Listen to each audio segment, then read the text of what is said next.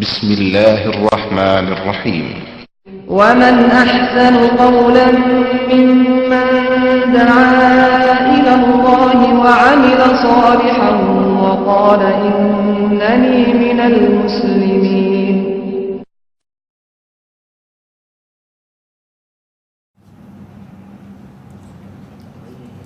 إن الحمد لله نحمده ونستعينه ونستغفره ونعوذ بالله من شرور أنفسنا ومن سيئات أعمالنا من يهده الله فلا مضل له ومن يضلل فلا هادي له وأشهد أن لا إله إلا الله وحده لا شريك له وأشهد أن محمدا عبده ورسوله. أما بعد فإن خير الحديث كتاب الله وخير الهدي هدي محمد صلى الله عليه وسلم وشر الأمور محدثاتها وكل محدثة بدعة وكل بدعة ضلالة وكل ضلالة في النار. رب اشرح لي صدري ويسر لي أمري واحلل عقدة من لساني يفقهوا قولي. رب أعوذ بك من همزات الشياطين وأعوذ بك رب أن يحضرون. اعوذ باللہ السمیع العلیم من الشیطان الرجیم وما اختلفتم فیہ من شیء فحکمہ الی اللہ ذالکم اللہ ربی علیہ توکلت والیہ انیب. فاطر السماوات والارض جعل لکم من انفسکم ازواجا ومن الانعام ازواجا یذرؤکم فیہ لیس کمثلہ شیء وهو السمیع البصیر. له مقالید السماوات والارض یبسط الرزق لمن یشاء ویقدر انہ بكل شیء علیم.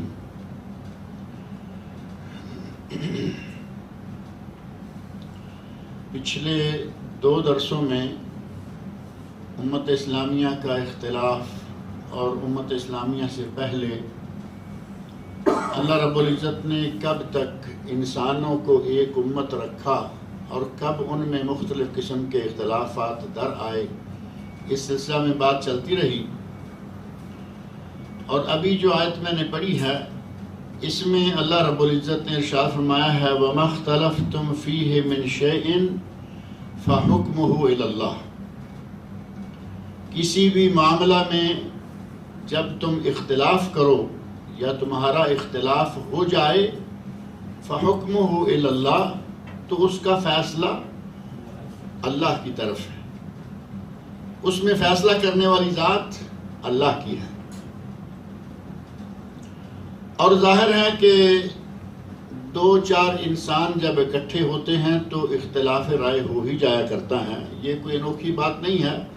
اور پھر میں نے پچھلے درس میں یہ بات ذکر کی کہ نبی صلی اللہ علیہ وسلم نے باقاعدہ اس سلسلہ میں بشارت دے رکھی ہے کہ میری امت کے بھی 73 فرقے ہو جائیں گے.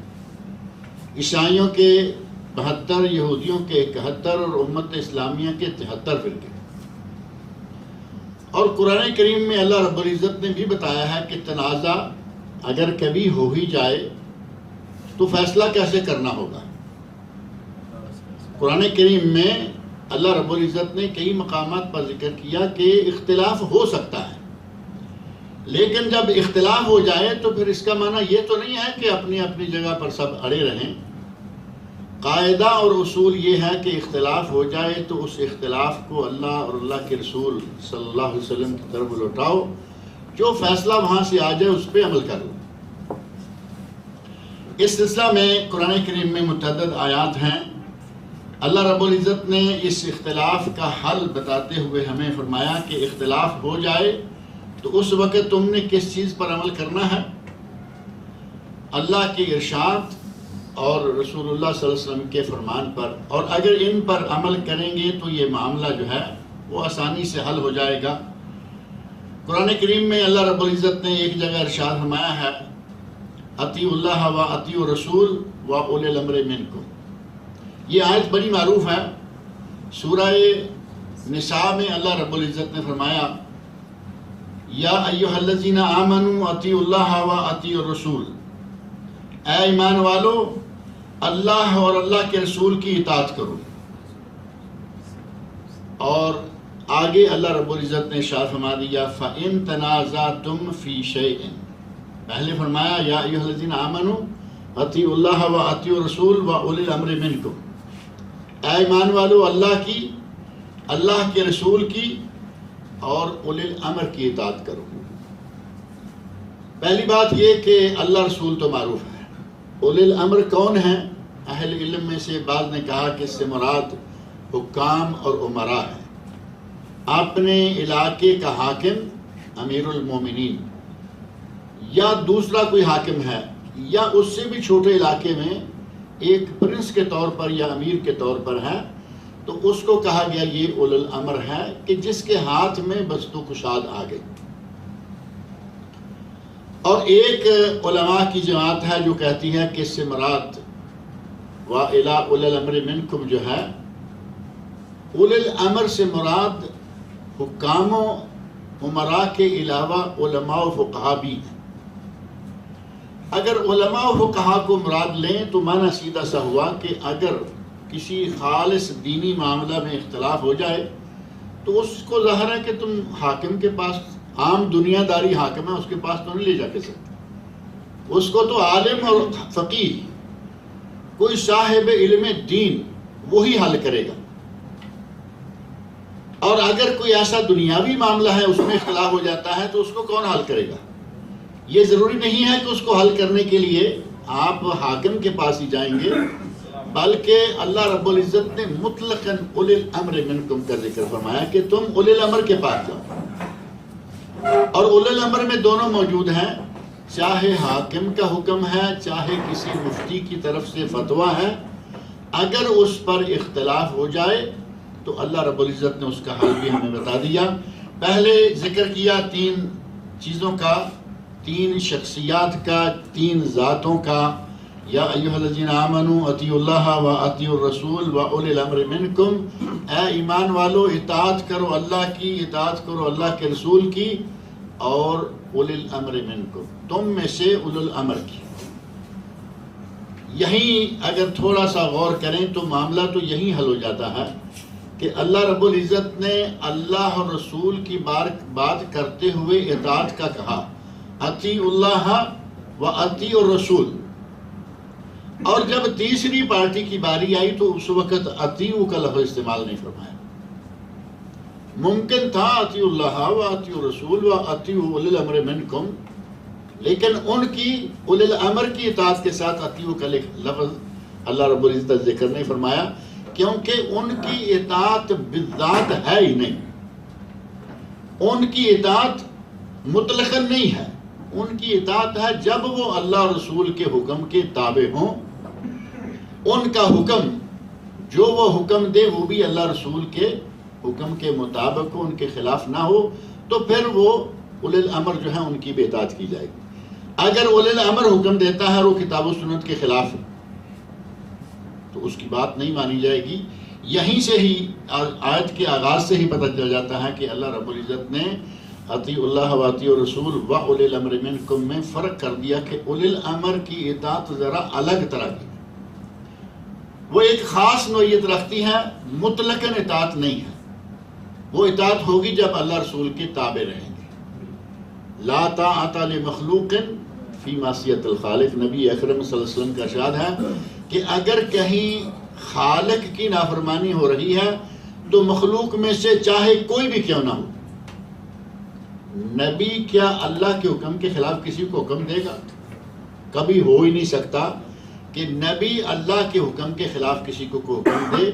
نبی کے بعد کسی سے بھی یہ ممکن ہے، کوئی بھی ہو سے ممکن ہے کہ وہ کوئی ایسا حکم دے دے جو کہ اللہ اور اللہ کے رسول کے خلاف، اس کی بات کو نہیں مانا جائے گا، کیونکہ ان کی اطاعت مطلق نہیں بلکہ مقید ہے جب وہ اللہ رسول کے تابع حکم دے۔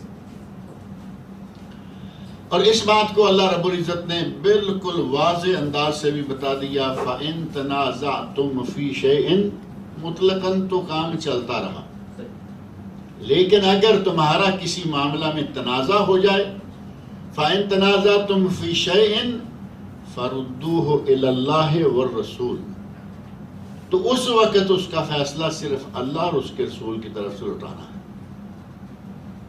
یہاں اللہ رب العزت نے دو ٹوک الفاظ، پہلے مطلقاً محسوس ہو رہا تھا کہ اللہ کی اطاعت رسول کی اطاعت ہے، اور اگر ان دونوں کی اطاعت کے تابع رہتے ہوئے کوئی حاکم، کوئی عالم، کوئی مفتی، کوئی امام بھی بات کہے تو اس کو مان لیا جائے گا، لیکن اگر اللہ رسول کے احکام کے خلاف بھی کچھ کہے گا تو اس کو نہیں مانا جائے گا۔ یہاں اللہ رب العزت نے صاف طور پر فرما دیا فَإِن تَنَازَعْتُمْ فِي شَيْءٍ فَرُدُّوهُ إِلَى اللَّهِ وَالرَّسُولِ، اگر کسی معاملہ میں تنازع ہو جائے، اختلاف ہو جائے، تو اس کا فیصلہ کون کرے گا؟ اللہ اور اس کے رسول کرے گا۔ اور قرآن کریم میں اللہ رب العزت نے بہت ساری چیزوں کی قسمیں کھائی ہیں، ایک جگہ اللہ رب العزت نے اپنی قسم کھائی ہے۔ اللہ رب العزت نے بہت ساری، آپ دیکھیں، والتین والزیتون وطور سینین وہذا البلد الامین والشمس والقمر والنجم، بے شمار چیزوں کی قسمیں کھائیں، لیکن اپنی قسم فلا وربک، قسم ہے تیرے رب کی۔ اللہ رب العزت نے اپنی قسم کھائی نا، نبی صلی اللہ علیہ وسلم سے مخاطب ہو کر فرمایا کہ اے میرے نبی تیرے رب کی قسم ہے، گویا کہ اللہ نے اپنی قسم کھائی۔ ہمیں حکم ہے کہ ہم صرف اللہ کی قسم کھائیں۔ اللہ رب العزت چونکہ خالق و مالک ہے، وہ جس کی چاہے قسم کھائے، لیکن ہمیں صرف اللہ کی قسم کھانے کا حکم۔ اللہ رب العزت نے اپنی قسم کھا کر بات کون سی بیان کی؟ فلا وربک لا یؤمنون حتی یحکموک فیما شجر بینہم، اے میرے نبی یہ لوگ مومن نہیں ہو سکتے، مجھے تیرے رب کی قسم ہے، یہ لا یؤمنون، یہ مومن نہیں ہو سکتے، حتی یحکموک فیما شجر بینہم، جب تک کہ اپنے اختلافات میں تجھے اپنا قاضی نہ مان لے۔ یحکموک حاکم، فیصلہ کرنے والا، اے میرے نبی جب تک تمہیں یہ اپنا فیصلہ کرنے والا اپنے اختلافی معاملات میں نہ مان لے، یہ مومن ہی نہیں ہو سکتا۔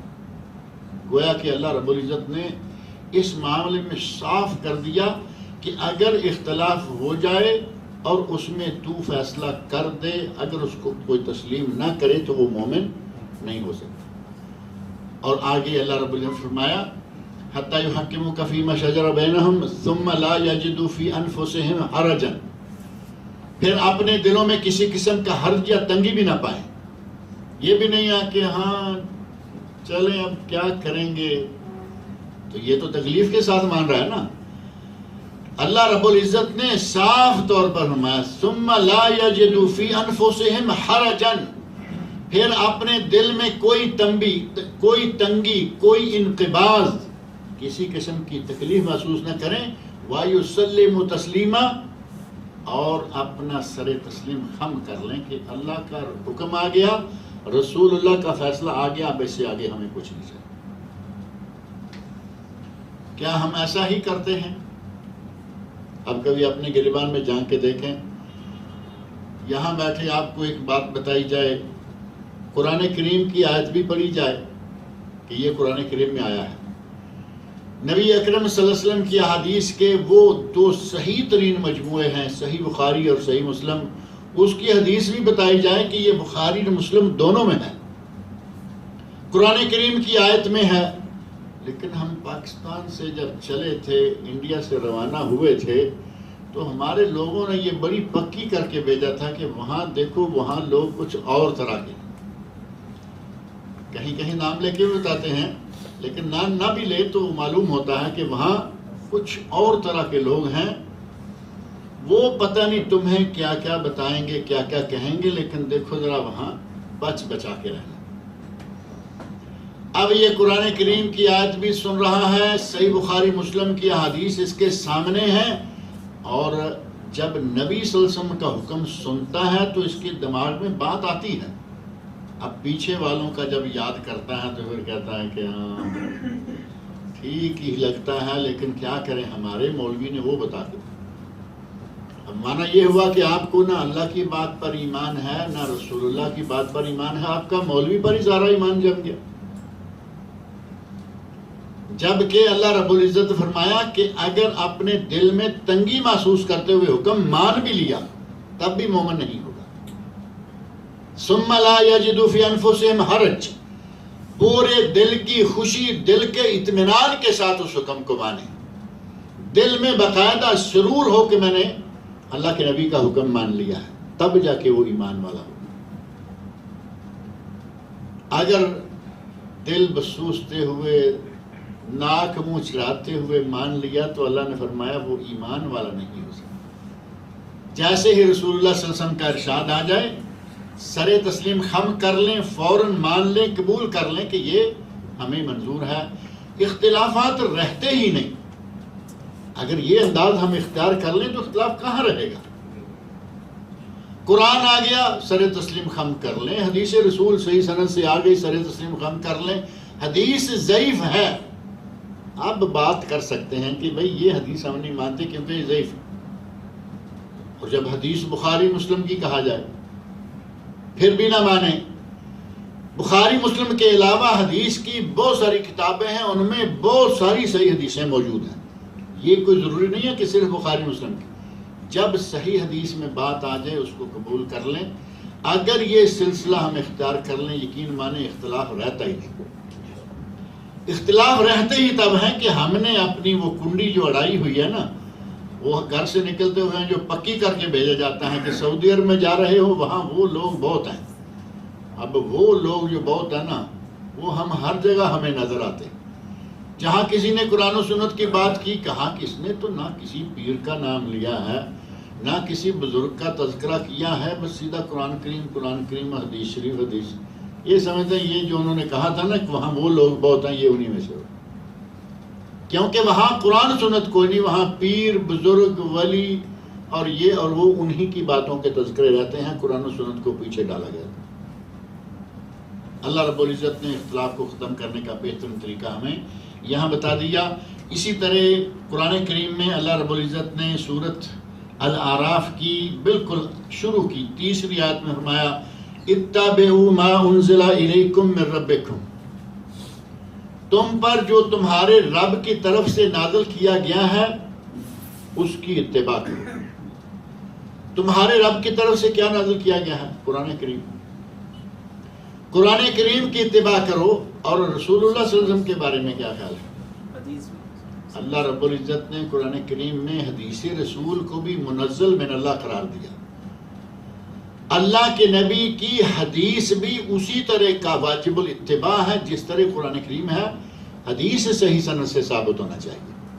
اللہ رب العزت نے نبی صلی اللہ علیہ وسلم کی حدیث کے بارے میں فرمایا وَمَا يَنْطِقُ عَنِ الْهَوَىٰ إِنْ هُوَ إِلَّا وَحْيٌ يُوحَىٰ، میرا نبی اپنی مرضی سے نہیں بولتا۔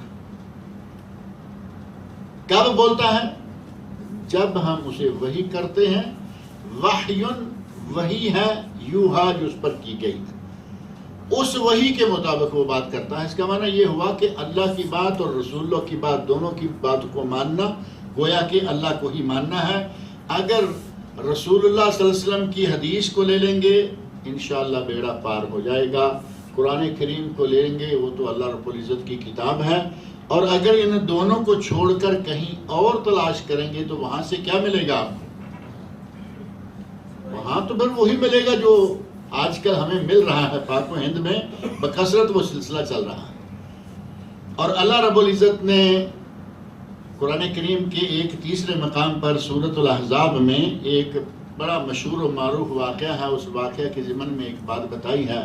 حضرت زینب بنت جحش رضی اللہ عنہا نبی اکرم صلی اللہ علیہ وسلم کی بیوی ہے نا، ام المومنین حضرت زینب بنت جحش نبی صلی اللہ علیہ وسلم کی پھوپھی زاد بہن بھی ہیں، یعنی پھوپھی کی بیٹی ہیں، اور بیوی بھی بعد میں بن گئی، لیکن نبی صلی اللہ علیہ وسلم کی بیوی بننے سے پہلے نبی صلی اللہ علیہ وسلم نے ان کا نکاح حضرت زید بن حارثہ سے کروایا تھا۔ اور زید بن حارثہ رضی اللہ تعالی عنہ وہ خوش نصیب صحابی ہیں کہ پورے قرآن میں نام لے کر اگر کسی صحابی کا ذکر آیا ہے تو وہ زید بن حارثہ ہے، دوسرے کسی صحابی کا نام قرآن میں نہیں۔ اشارے موجود ہیں، ابو بکر صدیق رضی اللہ عنہ، حضرت عبداللہ بن عمر، اور جو نابینا صحابی عبداللہ بن ام مکتوم اور دیگر صحابہ، لیکن باقاعدہ نام لے کر جب اللہ رب العزت نے ذکر کیا تو وہ ہیں حضرت زید ابن حارثہ۔ حضرت زید بن حارثہ رضی اللہ عنہ سے نبی صلی اللہ علیہ وسلم نے اپنی اس پھوپھی ذات کا نکاح کر دیا، شادی کر دی۔ اللہ رب العزت کو منظور نہیں تھا، وہ شادی نہ رہی، اور بالآخر یہ نکاح نبی اکرم صلی اللہ علیہ وسلم سے کر دیا گیا۔ اور وہ کہاں کیا گیا؟ اللہ رب العزت نے حضرت زینب کا نکاح نبی صلی اللہ علیہ وسلم سے آسمانوں سے خود کیا۔ اب کہیں گے کہ اللہ نے نکاح کیسے کیا؟ قرآن کریم میں اللہ نے خود فرمایا ہے کہ جب زید نے طلاق دے دی، زوجناکہا، ہم نے زینب کو تم سے بیاہ دیا۔ نکاح کس نے کیا؟ اللہ رب العزت نے۔ وہاں تو کلمے پڑھانے والی ضرورت نہیں تھی نا، اللہ رب العزت نے نبی صلی اللہ علیہ وسلم کے نکاح میں حضرت زینب رضی اللہ عنہ کو دے دیا۔ لیکن شروع میں جب نبی صلی اللہ علیہ وسلم چاہتے ہیں کہ یہ نکاح زید سے ہو جائے، آپ نے پیغام بھیجا۔ حضرت زینب بنت جحش، ان کا بھائی، ان دونوں کو یہ پیغام اچھا نہیں لگا، اور اس کی خاص وجہ تھی کہ حضرت زید اصلاً عربی ہیں، اصلاً عربی نسل ہیں، لیکن کسی طرح سے بچپن میں اٹھا لیے گئے، بکنا شروع ہو گئے، غلام ہو گئے، بکتے بکاتے غلام بن گئے۔ آزاد ہیں، عربی نسل ہیں، لیکن اب غلاموں کی شکل اختیار کر لی۔ اب اٹھانے کا مسئلہ تو آج کل بھی بہت چل رہا ہے، بچوں کو اٹھایا جاتا ہے، بڑوں کو پکڑ کے ادھر ادھر کر دیتے ہیں، مجھے تو پتہ نہیں چلتا کہ گیا کہاں۔ پھر بچوں کو اٹھا کے ان کو کیا کیا کام لگا رہے ہیں، ہمارے پاک و ہند میں کیا کیا بچوں کے ساتھ ہو رہا ہے۔ کچھ بچوں کے جسموں کو چیر پھاڑ کر ان میں سے کچھ چیزیں نکالی جا رہی ہیں، اور پھر اس کے پیسے کمائے جا رہے ہیں۔ اور کچھ بچے ایسے ہیں کہ جن کو لے جا کر بھیک مانگنے کے لیے کسی کو اندھا کر دیا، کسی کو ٹنڈا کر دیا، کسی کو لنگڑا کر دیا، ان کو اس لائن پہ لگا دیا۔ اور کچھ لوگ ہیں کہ جن کو بگاری کے لیے ایک آدمی کچھ مزدوری لے کر کام کرتا ہے، اور ایک آدمی کو کام تو کروایا جاتا ہے لیکن دیا کچھ نہیں جاتا۔ اس کام کے لیے لوگوں کو اٹھا کے لے جاتے ہیں، اور کہیں دور پار جا کے ایسی جگہ پہ مزدوری پہ لگا دیا کہ تم مزدوری کرو گے، تمہاری تنخواہ ہم لیں گے، تمہیں روٹی ملے گی، پیچھے کے کھاتے ختم۔ ایسی چیزیں پاکستان انڈیا میں یہ موجود ہیں۔ اس زمانے میں کچھ اور رنگ تھے، ان میں سے ایک رنگ یہ تھا کہ کہیں سے بچہ اٹھایا اور کہیں جا کے بیچ دیا، اور انہوں نے غلام بنا لیا۔ حضرت زید بن ثابت رضی اللہ تعالیٰ عنہ، زید بن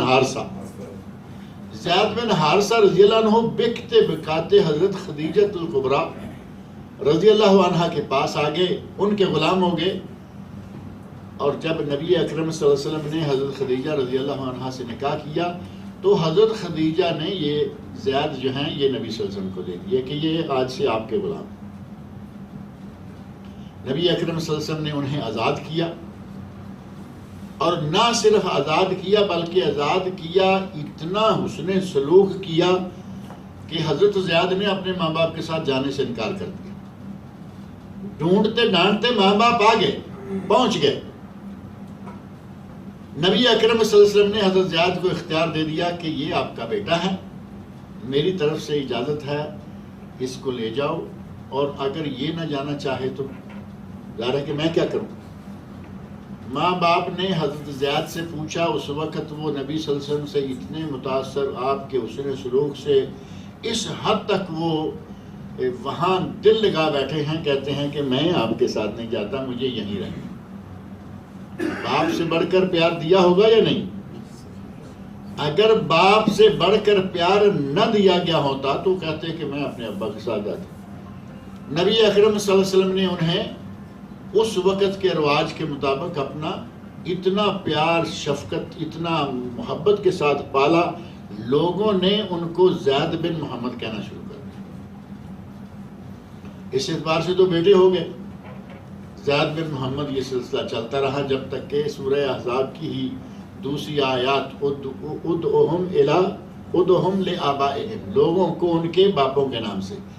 جب حضرت زینب رضی اللہ عنہ کے ساتھ نکاح کیا تو وہ زید بن محمد کے حوالے سے نکاح ہو رہا تھا، لیکن گھر والوں کو معلوم ہے کہ یہ تو غلام ہے، بکتا بکاتا آیا ہے. پیغام بھیجا تو حضرت زینب رضی اللہ عنہ اور ان کے بھائی کو یہ بات کچھ اچھی نہیں لگی کہ وہ تو غلام تھا، آج نبی کے پاس ہے، یہ تو ٹھیک ہے، لیکن تھا ایسے. بات تھوڑی سی آگے پیچھے ہوئی تو اللہ رب العزت نے قرآن کریم میں یہ آیت نازل کر دی، سورۃ الاحزاب کی آیت نمبر 36. وَمَا كَانَ لِمُؤْمِنٍ وَلَا مُؤْمِنَةٍ، کسی مومن مرد اور کسی مومن عورت کو یہ حق نہیں ہے، اذا قضى اللہ ورسولہ امرا، کہ جب اللہ اور اللہ کا رسول کسی معاملہ میں فیصلہ کر دیں، ان یکون لہم الخیرۃ من امرہم، تو انہیں اپنے اس معاملے میں اختیار باقی رہے. آپ اندازہ کریں کہ اللہ اور اللہ کے رسول کا اختیار کتنا ہے. بندے کے اپنے اختیار سے زیادہ بندے پر اللہ اور اللہ کے رسول کا حق ہے. اللہ رب العزت نے آیت نازل فرمائی کہ جب اللہ اور اللہ کا رسول کسی معاملے میں فیصلہ کر دیں تو کسی کو یہ حق نہیں ہے کہ وہ اپنے معاملے میں کوئی دوسری رائے اختیار کرے. اور اس معاملے میں رائے رسول اللہ صلی اللہ علیہ وسلم دے چکے ہیں، اور وہ رائے یہ ہے کہ زید کے ساتھ زینب کا نکاح کر دیا جائے. بالآخر قبول کر لیا گیا کہ اب تو قرآن کریم آ گیا. قرآن کریم کے آ جانے کے بعد صحابہ کرام میں ہماری طرح کی عادتیں نہیں تھیں. ہمارے یہاں تو ہے نا، جیسے میں نے ابھی ذکر کیا کہ قرآن آ گیا تب بھی کہتے ہیں، حدیث آ گئی تب بھی کہتے ہیں کہ ہاں کچھ ہو سکتا ہے، چونکہ چنانچہ یہ اور وہ کرتے ہوئے جان چھڑا لیتے ہیں. لیکن صحابہ کرام رضی اللہ عنہ میں ایسا نہیں تھا. قرآن کی آیت آئی فوراً قبول کر لیا، بات ختم ہوئی. لیکن دل کے اندر کچھ سلسلہ تھوڑا سا باقی تھا. حضرت زینب جو ہیں وہ نباہ نہیں کر سکی، بالآخر پھر وہ طلاق ہو گئی. اور اللہ رب العزت نے قرآن کریم میں باقاعدہ ان کا ذکر کر کے نام لے کر تھوڑا آگے دیکھیں، آیت نمبر 37 میں فرمایا فَلَمَّا قَضَى زَيْدٌ مِّنْهَا وَطَرًا. زید بن حارثہ نام ہے صحابی کا. جب حضرت زید بن حارثہ نے اس عورت سے اپنی غرض پوری کر لی، یعنی جو چاہ رہے تھے طلاق دینا، طلاق انہوں نے دے دی. زوجناکہا، تو ہم نے وہ تمہارے نکاح میں دے دی، ہم نے ان کا نکاح تم سے کر دیا، تمہاری زوجہ بنا دی. حضرت زینب رضی اللہ عنہ کبھی کبھی اس بات کا تذکرہ اپنی سوتنوں میں، اپنی سہیلیوں میں بیٹھ کے کیا کرتی تھی. جب یہ نبی اکرم صلی اللہ علیہ وسلم کے نکاح میں یک وقت 9 بیویاں ہیں، اور وہ زمانہ بڑا اچھا تھا. کبھی کبھار گرمی بھی آ جاتی تھی، لیکن عموماً اکٹھی بیٹھتی اٹھتی گپ شپ ہوتی. تو کبھی کبھی وہ آپس میں یہ باتیں کرتی. حضرت عائشہ رضی اللہ عنہ فرماتی ہیں کہ میں نبی اکرم صلی اللہ علیہ وسلم کی تم سے سب سے زیادہ چہیتی ہوں، کیونکہ میں ابو بکر صدیق کی بیٹی ہوں. بہت بڑی فضیلت ہے، ابو بکر صدیق کی بیٹی ہونا بڑی فضیلت ہے، پھر نبی کی بیوی بھی ہے. کہا کہ میں ابو بکر صدیق کی بیٹی ہوں. اور حضرت حفصہ رضی اللہ عنہ فرماتی ہیں کہ میں عمر فاروق کی بیٹی ہوں. اب یہ بھی بہت بڑی فضیلت والی بات ہے. ابو بکر صدیق، عمر فاروق، ایک سے بڑھ کر ایک والی بات. ہیرے، بہت قیمتی ہیرے. اب کوئی اپنا ذکر کسی طرح کر رہی ہے، کوئی کسی طرح کر رہی ہے. اور حضرت زینب رضی اللہ عنہ فرمایا کرتی تھی کہ تم بہت باتیں کرو، جتنی چاہے کرتے رہو، تمہارے سب کے نکاح دنیا میں ہوئے اور تمہارے باپوں نے کروائے، میرا نکاح آسمان سے اللہ نے کروایا. اللہ رب العزت نے کیا کروایا نا، زوجنا کہا. یہ سورۃ الاحزاب کی آیت 37 ہے، جس میں اللہ رب العزت نے یہ بات ذکر فرمائی. اور پھر ساتھ ہی فرمایا کہ ہم نے زینب کا نکاح تم سے اس لیے کروا دیا تاکہ مومنوں کے لیے کوئی پریشانی نہ رہے کہ منہ بولا بیٹا جو ہے اس کی بیوی بہو نہیں ہوتی، کیونکہ منہ بولا بیٹا بیٹا ہی نہیں ہوتا۔ اگر کسی کو زبانی کہہ دیا بیٹا تو اس کا مطلب یہ تو نہیں ہے نا کہ وہ بیٹا ہو گیا۔ اللہ رب العزت نے رسم تبنیت بھی ختم کر دی، یہ جو لے پالک کا سلسلہ ہے وہ بھی ختم کیا، کہ کسی کو بچے کو لیا اور اپنا نام دے دیا اور آئندہ سارے معاملات اس کے اپنے نام سے، یہ جائز نہیں رہا۔ اس وقت سے اس موضوع پر اور بہت ساری باتیں ہیں، عیسائیوں کو اس آیت سے بہت زیادہ تکلیف ہوئی۔ عیسائیوں کو اس آیت سے تکلیف ہونے والی کیا بات تھی؟ مسلمانوں نے اس کو قبول کیا، عیسائیوں کی تو یہ کتاب بھی نہیں تھی، لیکن اس کے باوجود انہیں بڑی تکلیف ہوئی، اور ان کی تکلیف کا سبب یہ تھا کہ اللہ رب العزت نے کہا کہ یہ بیٹا نہیں ہو سکتا، منہ بولا کسی کا بیٹا نہیں ہو سکتا، اور وہ کہاں کہاں منہ بولے بیٹے بنائے کر رہے۔ عیسیٰ علیہ السلام کو اللہ کا بیٹا ثالث و ثلاثہ، انہیں سب سے زیادہ تکلیف یہ ہوئی کہ یہ آیت تو سیدھی سیدھی ان کے اوپر بھی اچھی سخت چوٹ لگاتی، انہوں نے بڑے باغ و پر لگائے اس بات پر۔ بہرحال اللہ رب العزت نے قرآن کریم میں اس بات کو بالکل واضح طور پر فرما دیا کہ جب کبھی اختلاف ہو جائے، اختلاف میں اللہ اور اللہ کا رسول کوئی فیصلہ کر دے، پھر بندے کو اختیار نہیں رہتا۔ ما کان لمومن ولا مومنہ، مومن مرد یا مومن عورت، یہاں چونکہ معاملہ ایک عورت کا بھی ہے اور ساتھ ہی مرد کا بھی ہے۔ حضرت زینب عورت ہیں، ان کے بھائی مرد ہیں، دونوں کا معاملہ دونوں کے لیے اور قیامت تک کے لیے تمام مومن مردوں اور تمام مومن عورتوں کے لیے اللہ رب العزت نے مستقل قانون بنا دیا۔ ما کان لمومن ولا مومنۃ ان یکون لهم اذا قضى الله ورسوله امرا ان یکون لهم الخیرۃ من امرهم، اللہ رسول فیصلہ کر دیں تو کسی مومن مرد و زن کو اس بات میں کوئی اختیار نہیں رہتا کہ وہ اپنے معاملے میں اس کو تیسری رائے اختیار کرے، جو رائے ہو گئی وہی فائنل ہے، وہی آخر۔ وَمَا اخْتَلَفْتُمْ فِيهِ مِنْ شَيْءٍ فَحُكْمُهُ إِلَى اللَّهِ، جب تم کسی معاملہ میں اختلاف کر لو تو اس کا فیصلہ اللہ کرے گا۔ اللہ اور اللہ کے رسول صلی اللہ علیہ وسلم کا فیصلہ ایک ہی شمار ہوتا ہے۔ اور یہاں یہ بھی کہا گیا کہ اختلاف جب تم اپنے خاص دین کے معاملہ میں اختلاف کرو، یعنی جو دینی اختلاف ہے کہ ایک کہتا ہے کہ میں عیسائی ہوں میں ٹھیک ہوں، دوسرا کہتا ہے میں یہودی ہوں میں ٹھیک ہوں، ہم کہتے ہیں کہ ہم مسلمان ہیں ہم ٹھیک ہیں، اختلاف ہو گیا نا۔ اور آج تو ہر کوئی کہہ رہا ہے، یہ تو آسمانی کتابیں اور آسمانی مذاہب شمار ہوتے ہیں، آج تو ہندو کہہ رہا ہے میں ٹھیک ہوں، ہندو سے پوچھو وہ کہے گا میں ٹھیک ہوں یہ سب غلط ہے، سکھ سے پوچھو سکھ کہے گا میں ٹھیک ہوں یہ سب غلط ہے۔ اور اس سے بڑھ کے آگے دیکھو وہ جو ایسے عجیب سی شکل کا آدمی بٹھا کے پوجا کر رہے ہوتے ہیں بدھسٹ، ان کا بدھا جو ہے عجیب قسم کی شکل بنا کے بٹھا رکھا ہے، وہ کہیں گے ہم ٹھیک ہیں، لیکن ٹھیک کون ہے؟ کس کو اللہ ٹھیک کہے۔ اللہ رب العزت نے فرمایا کہ اگر تم کسی معاملہ میں اختلاف کرو کہ عیسائی صحیح ہے، یہودی صحیح ہے، ہندو سکھ بدھسٹ صحیح ہے یا مسلمان صحیح ہے، تو حکم ہوگا اللہ کے مطابق، اللہ کے ارشاد کے مطابق، جس کا فیصلہ اللہ کرے گا وہ ٹھیک ہوگا۔ اور اللہ نے کیا فیصلہ کیا ہے؟ اللہ رب العزت نے کس کو ٹھیک قرار دیا ہے؟ مسلمان کو۔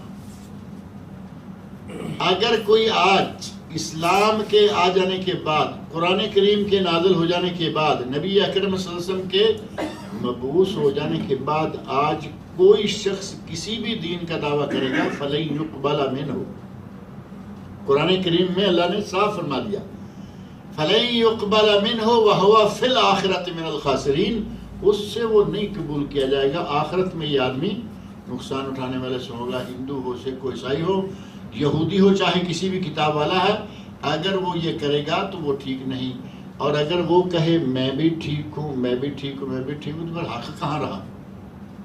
حق تو ایک ہی ہے نا، حق ایک ہے۔ سورہ یونس آیت نمبر 32 میں اللہ رب العزت نے ارشاد فرمایا ہے ماذا بعد الحق الا الضلال،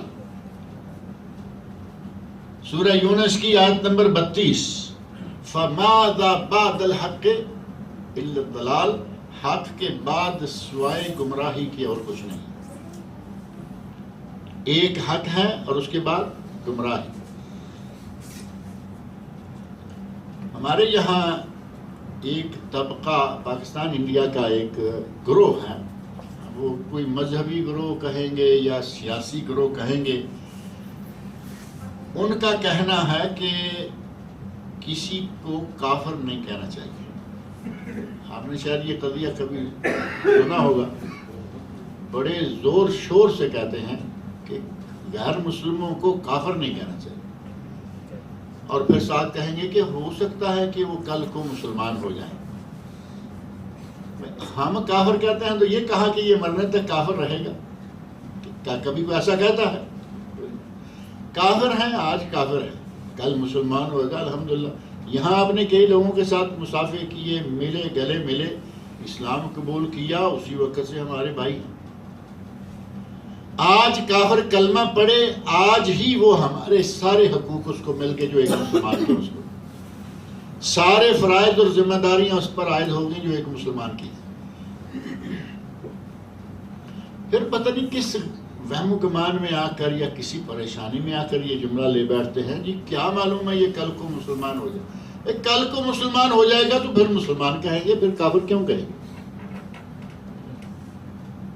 یا اسلام ہے یا کفر ہے یا کچھ اور بھی ہے. دو ہی چیزیں ہیں نا، یا اسلام یا کفر. نہیں اس کو غیر مسلم کہو، بھائی غیر مسلم بھی کہتے ہیں، اس میں کوئی حرج والی بات نہیں. بات تو وہی ہو، یا اسلام یا کفر، یا مسلم یا غیر مسلم. اور قرآن کریم میں غیر مسلم کو اللہ رب العزت نے جا بجا کافر قرار دیا ہے. اور دور نہ جائیں، اب اندر کے حوالوں کو چھوڑ دیں. 30واں سپارہ سورۃ الکافرون. سورۃ الکافرون کا نام ہی سورۃ الکافرون، اور اس میں ہے کیا؟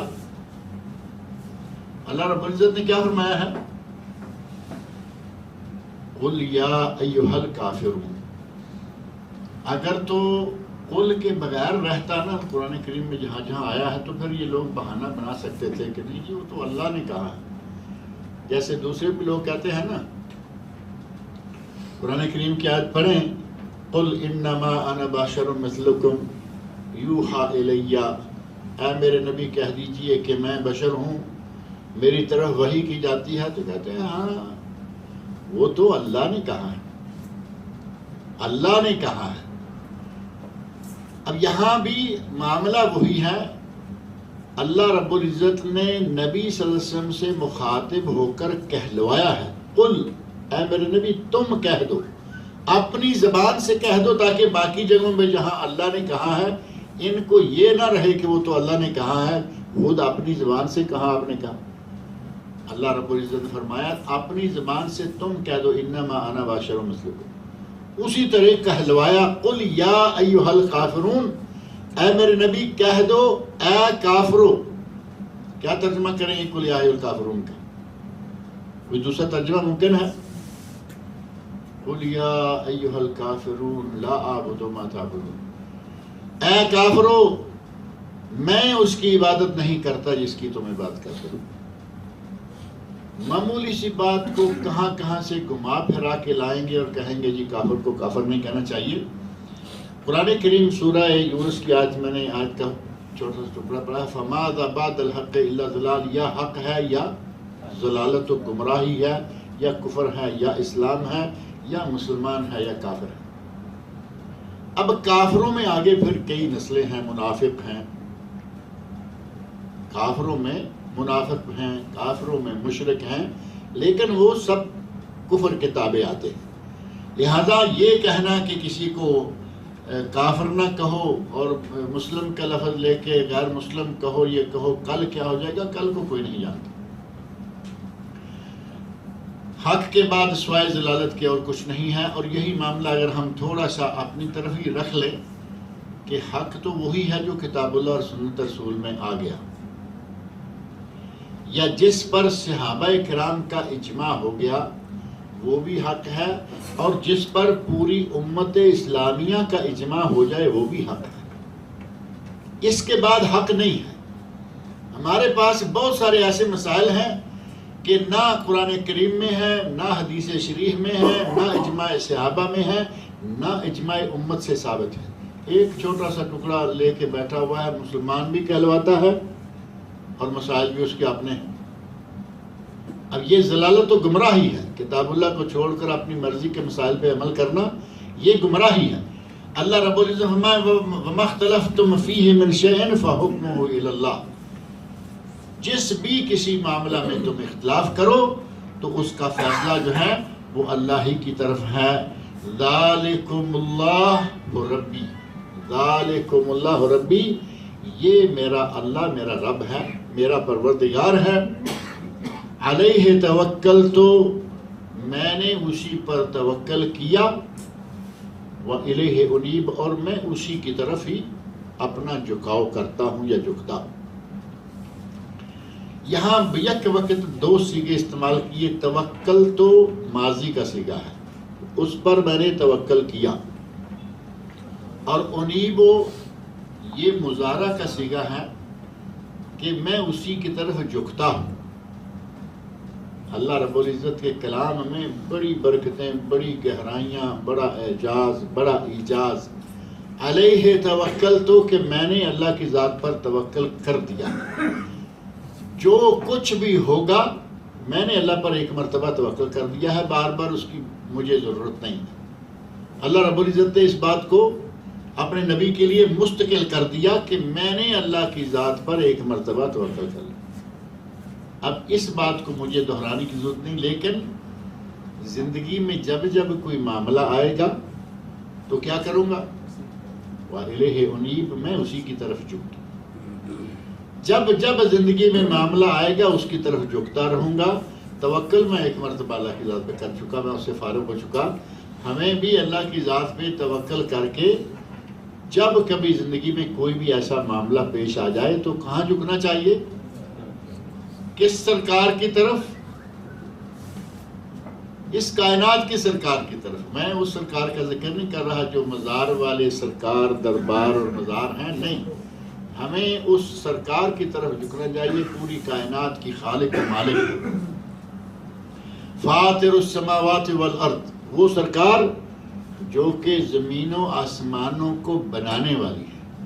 فاطر فطرت ہے نا، فطرت، وہ ذات جس نے زمین و آسمانوں کو بنایا، زمین و آسمانوں کی تخلیق فرمائی. اتنی بڑی بڑی مخلوقات، آسمان بغیر ستونوں کے، اتنی بڑی مخلوق کوئی ستون نہیں. زمین اتنی پھیلی ہوئی ہے، کہیں اونچی کہیں نیچی، کہیں اس میں پانی بہہ رہا ہے، کہیں کھیتیاں اگ رہی ہیں، کہیں لوہے کی طرح سنگلاخ پہاڑی وادیاں ہیں.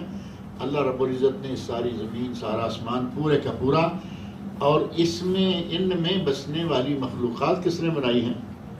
وہ بھی اس نے. وما بینہما، جو زمین و آسمان کے درمیان ہے، آسمانوں میں ہے، زمینوں میں ہے، فضاؤں میں ہے، پانی کی تہوں میں ہے، سب کچھ اللہ کا اور اسی نے بنایا ہے. جَعَلَ لَكُم مِّنْ أَنفُسِكُمْ أَزْوَاجًا، اس نے تمہارے لیے تمہاری ہی جانوں سے جوڑے بنائے. یہ بھی اللہ رب العزت کا بہت بڑا احسان ہے کہ اس نے ہمارا جوڑا ہماری ہی جانوں سے. یعنی انسان ہے، مرد انسان ہے تو بیوی اس کا جوڑا وہ بھی انسان ہے. بیوی انسان ہے تو شوہر اس کا جوڑا وہ بھی انسان ہے. آسانی ہو گئی یا نہیں کہ انسان انسان ہے، انڈرسٹینڈنگ آسان ہے. اگر اللہ رب العزت نے مردوں کے لیے اس کی بیوی کے طور پر کوئی دوسری مخلوق رکھی ہوتی تو کتنی مشکلات آتی. زبان کا مسئلہ آ جاتا، رنگ کا مسئلہ آ جاتا، نسل کا مسئلہ آ جاتا، بہت سارے مسائل آ جاتے. اللہ رب العزت نے ہمارے لیے ہماری نسل سے جوڑا بنایا. یعنی میاں بیوی آپس میں دونوں انسان ہیں، ایک دوسرے کو سمجھ سکتے ہیں، ایک دوسرے کی زبان جانتے ہیں. زبان تو کوئی نہ بھی جانتا ہو تب بھی چل جاتا ہے. ہمارے لوگ صحیح طور پر اردو نہیں بول سکتے لیکن انگلش میم سے شادی کر لیتے ہیں، زندگی گزر ہی جاتی ہے نا. وہ چاہے آدھی سے زیادہ زندگی ان کی صرف اشاروں میں گزرے لیکن گزر جاتی ہے. کیونکہ وہ انسان ہے اور یہ انسان ہے. رنگ، نسل، زبان، چیزیں ساری چونکہ اللہ رب العزت نے ثانوی حیثیت رکھی، لیکن سب سے جو بنیاد ہے وہ ہے نسل. فرمایا کہ تمہاری نسل جو ہے اسی سے تمہاری بیوی بنائی. وَمِنَ الْأَنْعَامِ أَزْوَاجًا، اور جانوروں کو بھی اسی طرح، جیسے مرد اور عورت آپس میں ایک جیسے ہیں، ایسے ہی جانوروں میں سے اونٹ اور اونٹنی ہے، گائے اور بیل ہے، بکری بکرا ہے. اللہ رب العزت فرمایا کہ ان کو بھی اسی طرح جوڑے بنایا. لَيْسَ كَمِثْلِهِ شَيْءٌ يَذْرَؤُكُمْ فِيهِ، يَذْرَؤُكُمْ فِيهِ، اللہ رب العزت تمہیں اس میں پھیلا رہا ہے، جوڑا جوڑا بنانے کے طریقے سے. یذرؤکم فیہ، اور اسی کا ایک معنی یہ کیا گیا یذرؤکم بہ، اللہ تمہیں جوڑا جوڑا بنانے کی شکل میں دنیا میں پھیلا رہا ہے. وہ پھیلتے جا رہے ہیں یا نہیں؟ کہاں آدم اور حوا ایک جوڑی تھی صرف، اور آج دنیا بھری ہوئی ہے اسی جوڑی کے نتیجہ میں. اللہ رب نے فرمایا کہ ہم تمہیں دنیا میں پھیلا رہے ہیں، اور آگے فرمایا لیسا کمثلہ شیء،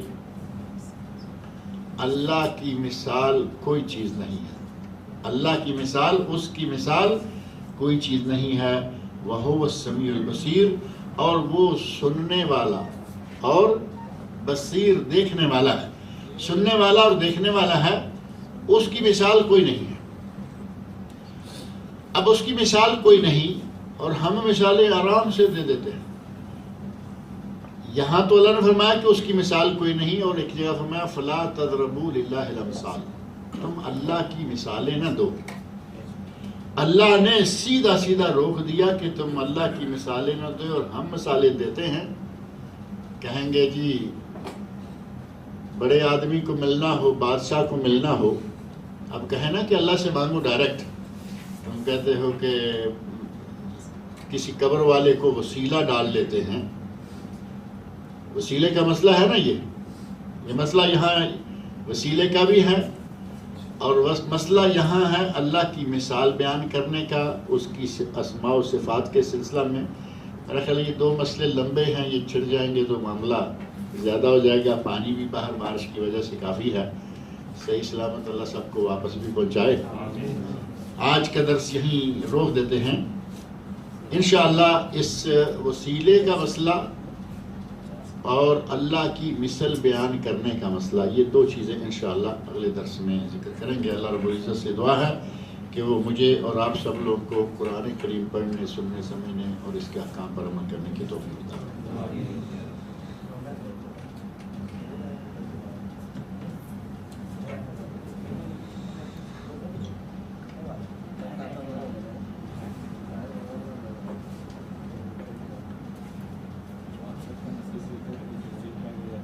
آج میرا حال ہے بارش کی وجہ سے آپ کو چائے بھی نہیں ملی. اتنے پانی سے نکل کے چائے کب لے کے آئے؟ ایک سوال ہے شیخ. جی فرمائیے. وہ حدیث صحیح ہے کہ اللہ کے رسول کے بعد ایک صحابی آئے پوچھے کہ اللہ کے نزدیک آپ زیادہ محبوب ہے یا جبرائیل؟ تین چیز کا سوال کیا تھا. پھر آدم علیہ السلام کا شاید پوچھا تھا یا ابراہیم علیہ السلام کا. تیسری بار پوچھا تھا کہ اللہ کے نزدیک آپ زیادہ محبوب ہیں یا اللہ کا دین. تو دو بار میں تو اللہ کے رسول نے فرمایا کہ میں زیادہ محبوب ہوں. اس کے بعد پھر فرمایا کہ نہیں، اللہ کا دین زیادہ محبوب ہے. اللہ کا دین زیادہ محبوب ہے اللہ کو. میں نے نہیں پڑھی کہیں، یہ نہ میں نے کہیں سنی ہے. میں نے یہ آج ہی موازنہ بھی آج ہی سن رہا ہوں آپ سے. اگر کہیں کوئی اس کا حوالہ وغیرہ ہے تو ہمیں وہ سینڈ کر دیں، دیکھیں گے انشاءاللہ تعالیٰ. میں نے نہ کہیں پڑھی ہے نہ میرے پڑھنے میں آئی، اور میں اس کے بارے میں رائے کیا دے سکتا. شیخ ایک سوال یہ تھا کہ امام کے ساتھ جب ہم نماز پڑھنے کے لیے ٹھہرتے ہیں تو 2 رکعت ہونے کے بعد سپوز ظہر کی نماز پڑھ رہے ہیں تو 2 رکعت ہو گئی تھی، ہم 2 رکعت میں جڑے، تو اب باقیہ جو ہمارے علیحدہ 2 رکعت رہیں گے، کیا ہمیں اس میں سورہ فاتحہ کے بعد کوئی سورہ پڑھنا چاہیے؟ یہ مسئلہ بہت دفعہ آتا رہتا ہے کہ امام کے ساتھ 2 رکعتیں پڑھی اور 2 رکعتیں بعد میں اٹھ کے پڑھی.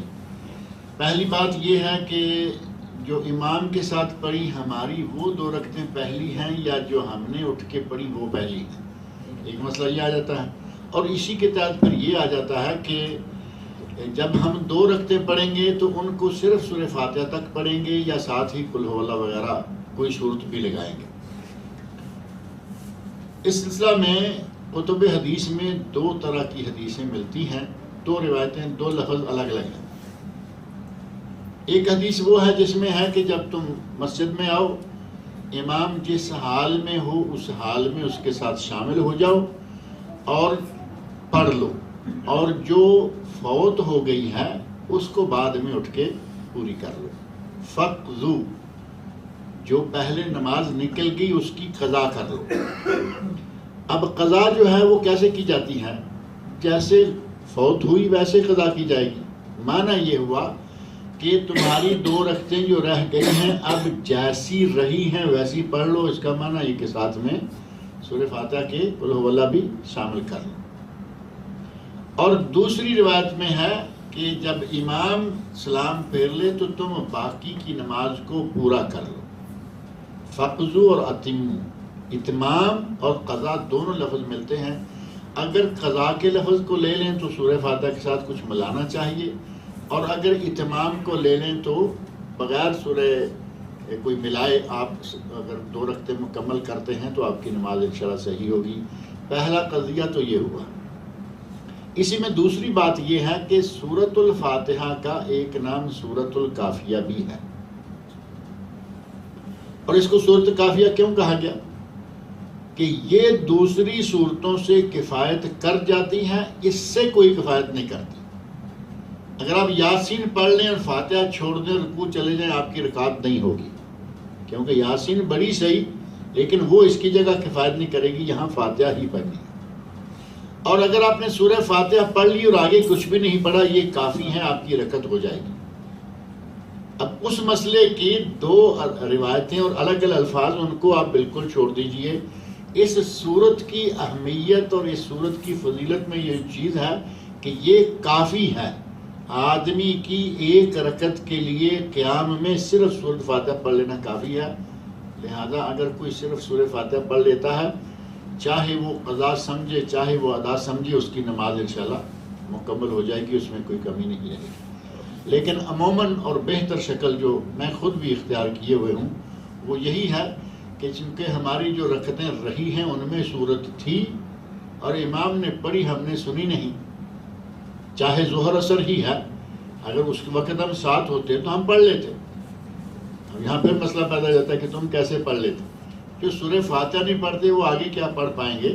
لیکن جائز ہے کہ ظہر میں اگر کوئی امام کے پیچھے ہے تو امام سورہ فاتحہ پڑھ کے آپ خاموش ہو جائیں، اس کی بجائے آپ آگے بھی کچھ پڑھ لیں۔ جب تک امام کھڑا ہے آپ قرآن کریم پڑھتے رہیں، امام اللہ اکبر کرے آپ کو چلے جائیں۔ اگر آپ کچھ نہیں پڑھتے تو کیا کریں گے؟ طرح طرح کے وہم میں، طرح طرح کے ادھر ادھر کے خیالات میں پھنس جائیں گے۔ اس سے بہتر ہے کہ آپ تلاوت کرتے رہیں جیسے امام اللہ اکبر کہے۔ تو اس طرح بہتر یہ ہے کہ آپ جو رکعتیں رہی ہیں ان میں کوئی صورت ملا لیں، لیکن اگر نہیں ملاتے تو آپ کی نماز جو ہے وہ انشاءاللہ مکمل ہے اور صحیح۔ السلام علیکم۔ جب کوئی قرآن پڑھ رہا تو سننے کا حکم ہے، قرآن سننے تو جب امام سورہ فاتحہ پڑھا رہا، جو بھی قرآن پڑھا رہا تو اس کو سننا ہے، تو پھر اپن اس کے ساتھ کیسا بولے؟ یہ بھی پہلے مسئلے کی طرح بہت دفعہ پوچھا گیا، بہت دفعہ پوچھ جاتا ہے، بڑا مشہور و معروف مسئلہ ہے۔ اذا قرئ القرآن فاستمعوا له وانصتوا لعلکم ترحمون۔ مسئلہ یہ ہے کہ کچھ چیزیں علی اطلاق رہتی ہیں اور کچھ چیزوں میں نبی اکرم صلی اللہ علیہ وسلم نے ہمیں جو ہدایت دی ہے اس کے مطابق ہمیں چلنا ہوگا۔ قرآن کریم میں اللہ نے یہ فرمایا ہے، اور یہ آیت سب سے زیادہ بہترین طریقے سے اس آیت کو کون سمجھ سکتا ہے؟ نبی یا مولوی؟ سب سے زیادہ اس آیت کو کون بہتر سمجھے گا؟ نبی صلی اللہ علیہ وسلم، کیونکہ آپ پر نازل ہوئی اور آپ کی ذمہ داری ہے قرآن کو بیان کرنا، اس کی تفصیل بیان کرنا کہ کس جگہ کیا مراد ہے۔ نبی اکرم صلی اللہ علیہ وسلم نے جماعت کی شکل میں فرمایا سورہ فاتحہ پڑھ لو، سورہ فاتحہ پڑھ لو۔ اس کا معنی یہ ہوا کہ چاہے سامنا قرآن والا نواز سے کیوں نہیں پڑھ رہا، آپ کو سورہ فاتحہ پڑھنی ہے۔ اور اگر یہ آیت نبی صلی اللہ علیہ وسلم پر نہیں اتری، بعد میں کسی مولوی پر اتری ہے، تو پھر مانا جا سکتا ہے کہ نبی صلی اللہ علیہ وسلم کو پتہ نہیں چلا ہوگا۔ نبی اکرم صلی اللہ علیہ وسلم نے جماعت کرائی، ایک آدمی نے بلند آواز سے پیچھے کچھ پڑھا، سلام پھیر کر آپ نے پوچھا کہ کیا تم پہ کسی نے پڑھا ہے؟ تو صحابی نے کہا میں نے پڑھا۔ فرمایا میں بھی کہوں ما لی انازع القرآن، میں بھی کہوں کہ مجھے قرآن پڑھنے میں دقت کیوں پیدا کی جا رہی ہے۔ اور اس وقت آپ نے فرمایا کہ جب تم کسی امام کے پیچھے ہو تو لا تقرأوا شیئا الا بفاتحۃ الکتاب، سورہ فاتحہ کے سوا کچھ نہ پڑھو۔ اس کا معنی یہ ہوا کہ سورہ فاتحہ کو نبی صلی اللہ علیہ وسلم نے الگ کر دیا، اس کو ہر حال میں پڑھنا ہے۔ اب پھر اس کے ساتھ ہی تھوڑی سی تفصیل بھی اب آپ سن ہی لیں لگے ہاتھوں۔ سورہ فاتحہ کو امام کے ساتھ پڑھ لینے کی 4 صورتیں ہیں، ان میں سے 3 صورتوں میں کوئی کلاش نہیں آتا، جو بھائی بیان کر رہے ہیں وہ کلاش بنتا ہی نہیں۔ مثلا شاہ ولی اللہ محدث دہلوی رحمۃ اللہ علیہ نے اپنی کتاب میں لکھا ہے کہ مجھے پسند یہ ہے کہ امام کے سختات میں پڑھ لوں۔ امام سختہ کرتا ہے الحمدللہ رب العالمین، اب امام رک گیا، آپ نے سن لیا، اب کہہ لیجئے الحمدللہ رب العالمین۔ اب امام کہہ رہا ہے الرحمن الرحیم، سختوں میں آپ پڑھ لیں، آپ نے یک وقت سن بھی لیا اور پڑھ بھی لیا، اختلاف ختم ہو گیا۔ علامہ رشید احمد گنگوہی یہ بر صغیر پاک و ہند کے مشہور دیوبندی عالم ہیں، یعنی احناف میں سے دیوبندی عالم ہیں، بڑے مشہور عالم ہیں، بہت بڑے عالم ہیں۔ وہ کہتے ہیں کہ سورہ فاتحہ کی اتنی اہمیت قرآن کریم میں، اس کو سبع مثانی کہا گیا، قرآن کریم میں حدیث رسول میں اس کی اتنی فضیلت و اہمیت آئی ہے کہ سورہ فاتحہ پڑھ ہی لینی چاہیے، حالانکہ وہ خود منع کرنے والوں میں سے مجموعی طور پر علماء احناف منع کرتے ہیں۔ کہا کہ سورہ فاتحہ پڑھ لینی چاہیے، چاہے محل ثنا میں پڑھ لیں۔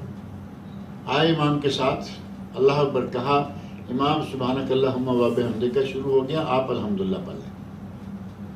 سبحانک اللہ پڑھ کے اعوذ باللہ بسم اللہ پڑھ کے وہ شروع ہوگا نا فاتحہ، آپ اس عرصے میں سورہ فاتحہ پڑھ لیں۔ یہ علامہ رشید احمد گنگوہی کا اختیار ہے، اور معقول بات ہے کہ نہ امام سے کلیش ہوا، اور نہ کوئی اگر کوئی یہ کہے کہ یہ تو پھر امام سے پیش قدمی ہو گئی۔ پیش قدمی منع کون سی ہے؟ جو ظاہر میں ہے، حرکات ہیں، رکوع جاتے اٹھتے، سجدہ جاتے اٹھتے، ان حرکات میں پیش قدمی منع ہے۔ زبانی جو ہم کر رہے ہیں اذکار، ان میں پیش قدمی کا پتہ کیا ہے؟ اتحیات آپ جانتے ہیں کہ امام کب ختم کرتا ہے اور ہم کب ختم کرتے ہیں؟ ہم میں سے کئی لوگ تو اتحیات مکمل کر کے بیٹھ کے امام کو کوس رہے ہوتے ہیں کہ اسلام کیوں نہیں پھیلتا۔ ابھی امام اتحیات پڑھ رہا ہے بیچارہ، وہ آرام سے اتحیات پڑھتا ہے، دروسی پڑھتا ہے، تو ہم بیٹھے کوسنے دے رہے ہوتے ہیں کہ ابھی جانا بھی ہے، بارش ہوئی، باہر پانی بہت ہے، یہ جماعت ہی نہیں ختم کر۔ یہاں پیش قدمی والی کوئی بات نہیں ہے۔ اسی طرح رکوع ہے، رکوع میں سبحان ربی العظیم 3 مرتبہ ہی کہنا ہے، ہم کہتے ہیں ایک جھٹکے میں، امام آرام سے کہہ رہا ہے، تو گویا کہ ہم امام کے ایک کہنے کے وقت 3 کہہ چکے۔ اسی طرح آپ سبحانک اللہم کی جگہ پر سورہ فاتحہ پڑھ لیں۔ ایک آمین کے بعد سکتہ ہے، ایک تو ہے نا ہر آیت کے بعد سکتہ، کچھ لوگ ہیں کہ وہ کوئی اتنا سکتہ نہیں دیتے لیکن آمین کے بعد تھوڑا رک جاتے ہیں۔ یہاں آپ خاص طور پر دیکھیں گے بعض ائمہ آمین کے بعد عام لوگوں کی نسبت تھوڑا زیادہ سکتہ دیتے ہیں، اس سکتے میں آپ سورہ فاتحہ پڑھ لیں۔ اب پہلی ہی مرتبہ آپ کو یہ نہیں پتہ چلے گا کہ یہ امام کون سا سکتہ کر رہا ہے، اور جاتے ہی آپ کو یہ پتہ چل گیا کہ اتنے سبحانک اللہ کی جگہ پہ سکتہ ہی نہیں کیا، تو اللہ اکبر الحمدللہ شروع ہو گیا۔ جیسے ہماری تراویح ہوتی ہے، خاص طور پر 20 تراویح والے اسپیشلی، وہ کوئی سکتے وقتے نہیں جانتے نہ دیتے ہیں، وہ تیز نکل جاتے ہیں۔ وہاں نہ درمیانی سکتہ ملے گا، نہ سبحانک اللہ کا سکتہ ملے گا، نہ آمین کے بعد والا سکتہ ملے گا، وہ سپیڈ سے جا رہے ہیں۔ ایسی شکل میں چوتھی شکل جو بنتی ہے وہ یہ ہے جو نبی اکرم صلی اللہ علیہ وسلم نے فرمایا مطلقاً آپ کو فاتحہ پڑھنی ہے چاہے کسی وقت پڑھو. اور اس کا بہترین حل حضرت ابو ہریرہ رضی اللہ عنہ نے بیان کیا ہے. کیا ہو گیا یہاں؟ ٹیلی فون آ گیا درمیان میں کسی کا؟ حضرت ابو ہریرہ رضی اللہ تعالی عنہ نے اپنے شاگرد کو جو طریقہ بتایا تھا وہ بھی بہترین ہے. شاگرد نے پوچھا کہ ہم فاتحہ کب پڑھیں جبکہ امام پڑھ رہا ہے، ہم مقتدی ہیں؟ تو انہوں نے صاف کہا اقرا بہا فی نفسک یا فارسی، اے فارسی شاگرد تو دل میں پڑھ. امام بلند آواز سے پڑھ رہا ہے، تم بغیر آواز کے ساتھ ساتھ پڑھتے جاؤ. سن بھی رہے ہیں پڑھ بھی رہے ہیں. کیا اس میں کلاش ہوتا ہے؟ کوئی کلاش نہیں. اور اگر کوئی کہے اقرا بہا فی نفسک کا اپنے دل میں پڑھ سے دل سے مراد یہ ہے کہ زبان بھی نہ ہلے ہونٹ بھی نہ ہلے، ایسی نماز بھی قبول نہیں ہوگی جس میں دل اور زبان نہ ہلے. اور اگر کوئی قرآن کریم کو سامنے کھول کے رکھ لیتا ہے اور اس طرح پڑھتا ہے، کبھی کبھی آپ دیکھیں گے ایسا پڑھنے والے زبان بھی بند ہے ہونٹ بھی بند ہیں، ایک حرکت مسلسل چل رہی ہے، یہ قرآن کریم شمار نہیں ہوگا. علامہ شبین اور غالباً علامہ ابن باز رحمۃ اللہ نے فتویٰ دیا کہ یہ قاری نہیں بنا، کیونکہ قاری تب بنتا جب اس کے کلمات طے ہوتے. کلمات طے نہیں ہوئے، نظر ڈالنے کو قرآن پڑھنا نہیں کہا جاتا. لہذا قراءۃ فی النفس کا معنی کیا ہے؟ قراءۃ فی النفس کا معنی ہے کہ امام بلند آواز سے پڑھ رہا ہے، تم بلا آواز پڑھتے جاؤ، پیچھے پیچھے ساتھ ساتھ پڑھتے جاؤ.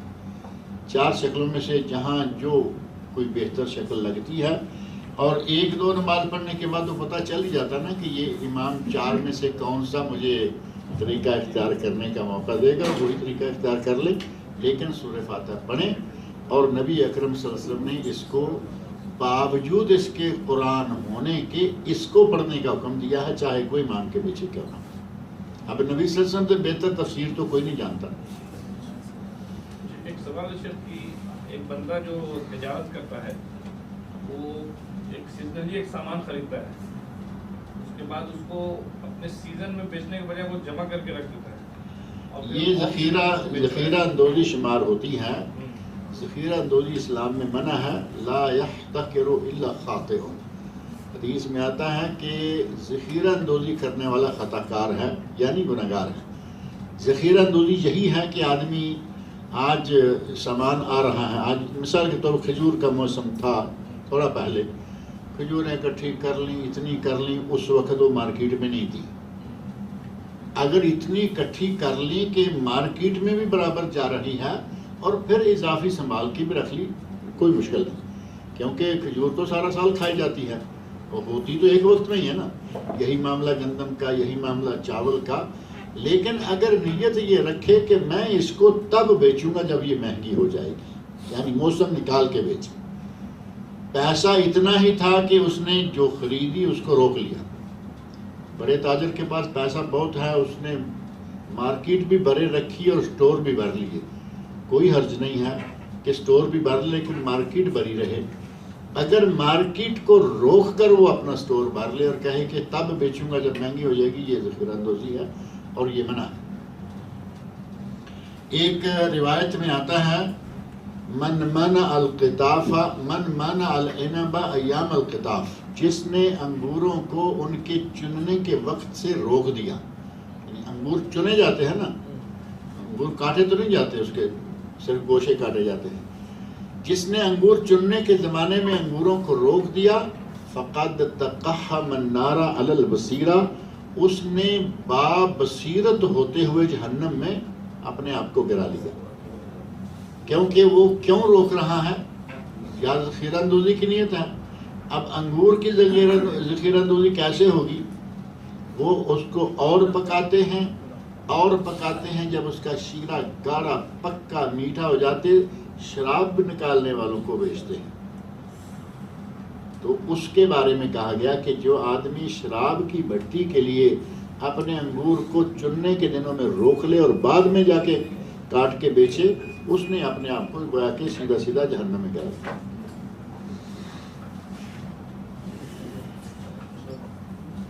اللہ تعالیٰ مجھے اور آپ سب لوگوں کو نیک عمل کی توفیق عطا فرمائے۔